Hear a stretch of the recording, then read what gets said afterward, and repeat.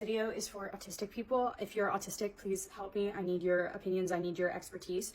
So the situation is that, as far as I know, I have ADHD and anxiety. And I know that there's like a lot of overlap between the three, between ADHD and anxiety and autism. And I know that because I have like a lot of autistic friends. And I was thinking like, whoa, I actually have I have a lot of autistic friends. Like not even like in number, like percentage wise, like more than half of my friend group is autistic. And I was like, wow, that's like a lot of, I wonder if there's just a lot of autistic people in the area. And so I Googled that and it was like, no, it's not that. And then I was like, well, that's interesting. I wonder if there's a reason for that. I wonder if there's like a reason that I have so many autistic friends. So I was like analyzing that and thinking about it. And I was like, well, I think it's just because I get along with autistic people so well, you know, because most people I know with autism are very like clear and upfront about their social boundaries and their rules, their comfort level with certain things. You know, I know in what situations they're going to be happy, you know, when they're not going to be happy, when and how to help and not to help if they're having a hard time. And it just makes it really nice and kind of easy being friends with them because I'm not always having to like guess and intuit what they want in social situations like I am with holistic people. Every time I'm in a conversation with an holistic person, I'm like, they want something and I have to crack the code. I have to figure out the secrets behind their words. And then I was like, well, that's an interesting thought to have. And then I thought, well, knowing what I know about autism, and I know a decent amount, right? Because like I said, I have a lot of autistic friends. If somebody said that to me at a party, my immediate reaction would be, hey, maybe you should check if you have autism because, you know, especially if it was a woman, because, you know, I read in one of the articles that I'm always reading about autism for fun, that women often don't get diagnosed with autism until later in life because the signs manifest differently. So then, obviously, I thought, well, I need to check if I have autism then. So I Googled, am I autistic U-Quiz, because U-Quiz has never let me down except for always. And I didn't end up taking a U-Quiz. I took one that looked a little more official, except that the whole test seemed designed to piss me off.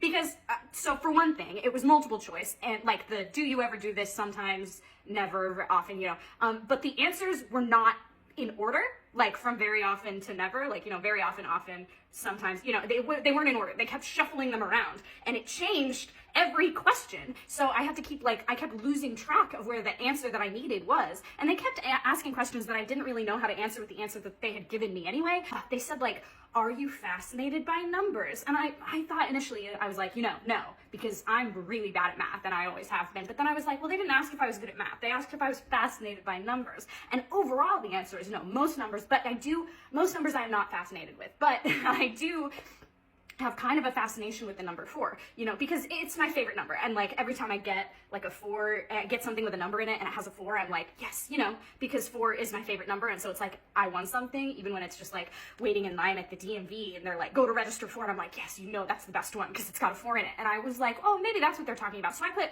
slightly agree, which grammatically doesn't actually answer the question, but spiritually felt the closest. And it kept asking me questions where I felt like I knew the answer they wanted me to pick to diagnose me as someone with autism, and that made it harder to answer truthfully because I wanted to do a good job on the Am I Autistic quiz, and I couldn't figure out if doing a good job would be defined here as answering in such a way that let them say, yes, you're autistic, or answering honestly. So I settled on honesty. So when they asked, like, would I rather go to a library than a party, I said definitely disagree, because I like to read, but ultimately, you know, I would rather be at a party than at a library because that's where all my autistic friends are. You know, because someone could get mad at me at the library. People have gotten mad at me at the library before because apparently you're not supposed to talk there, not even if you find the perfect mushroom to put on your My Friends If They Were Mushrooms article that you're making for your friend Katie, who is totally a candy cap, and you want to share that information very immediately and in an excitable manner. Even then, if you're still in a library, you have to hold on to that information until you leave the library or people will get mad at you. I had found this out.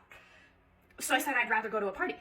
So the quiz goes on. It's 79 questions, which is both too long and a bad number because it's an odd number and it doesn't contain a 4, and it doesn't even contain like a multiple of 4 like it would have if they had added one more question to make it 80 questions like a sane person would do. Why would you leave it at 79? Enough of these questions were just the same questions reworded over and over again. Like you could have added one more question and just reworded the question about do I like objects or do I like people for the 10th time, and it would have been 80 and it would have been fine.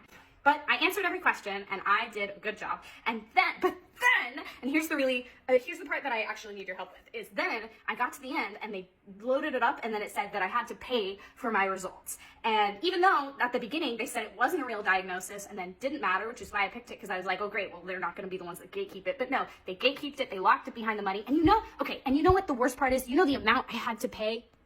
$3.99, which is only 1 cent away. So I guess what I'm asking is, do any of you guys know how to hack into a quiz site? Because I really need those results. Like, I'm on pins and needles here.